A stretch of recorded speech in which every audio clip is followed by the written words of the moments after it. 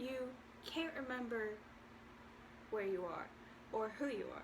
One moment you're laughing and having a great conversation, and then all of a sudden you forget what you're laughing about. You space out and you can't think straight. You can't recall anything. This is dementia. No one really knows, but my uncle has dementia. I remember my sister and I were kids, and we would talk to him about books that were higher than the average reading level. In elementary, we were reading his Stephen King and historical novels. He even gardened and took my sister's blood for a medical test she had to do. And they ended up moving away from the city, and we never really knew why until we got older. We found out that he had dementia, and he explained why, that when he asked, "Who are you?" it wasn't a joke, like most of them were, about us growing up and looking older. But he actually didn't know who I was. Dementia may not be commonly known, but knowing what it is and how to recognize it is important to having a more understanding and understanding society. During this speech, I would like to explain what dementia exactly is. Most people get it confused with other mental conditions, not really knowing what it is. It is not a specific disease, but a group of medical conditions. In the US alone, there are over 3 million cases, and there's still not a lot of information of exactly what it is. Dementia is a term for diseases and conditions that are characterized by a decline in memory, language, problem solving, and other types of thinking skills that affect everyday life.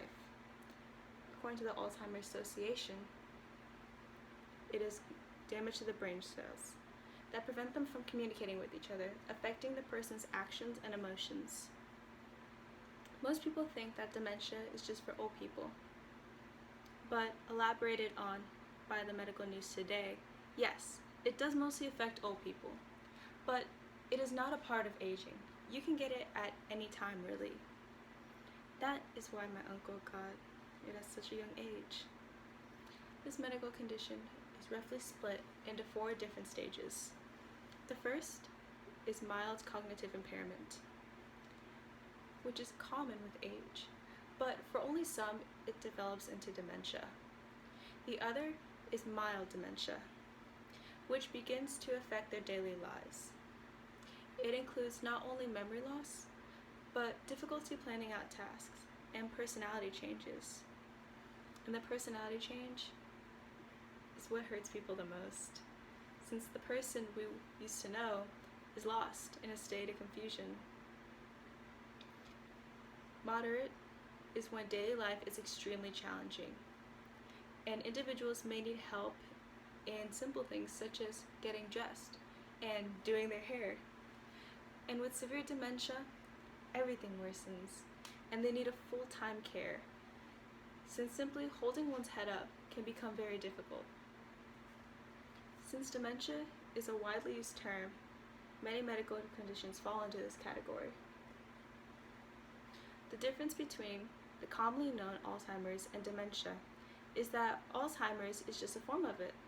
So not everyone who has dementia has Alzheimer's, but everyone who has Alzheimer's has dementia.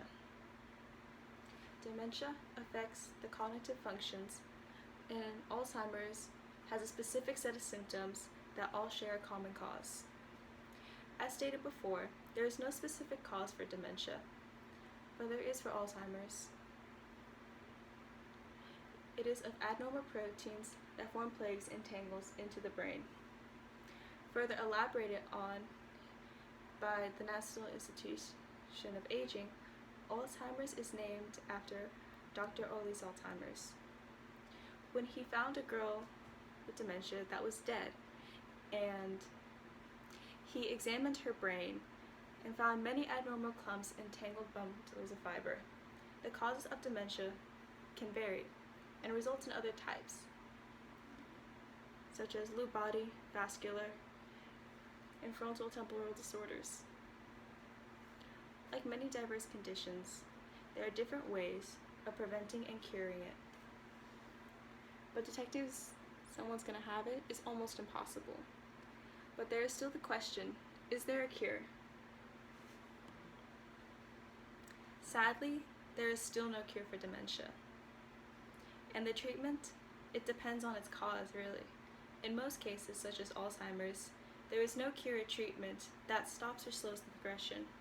But the research done by the Alzheimer's Association, the search for more treatment and cure is done by participation in clinical studies. And there are some risk factors of dementia, such as genetics and aging that cannot change. But there are other things that can help reduce the decline, such as a healthy lifestyle, not smoking, and regular exercise. And this is why it is impossible to prevent, and it is important you take care of yourself and make sure that you spend time with your loved ones. You never know when the person you once knew will be lost.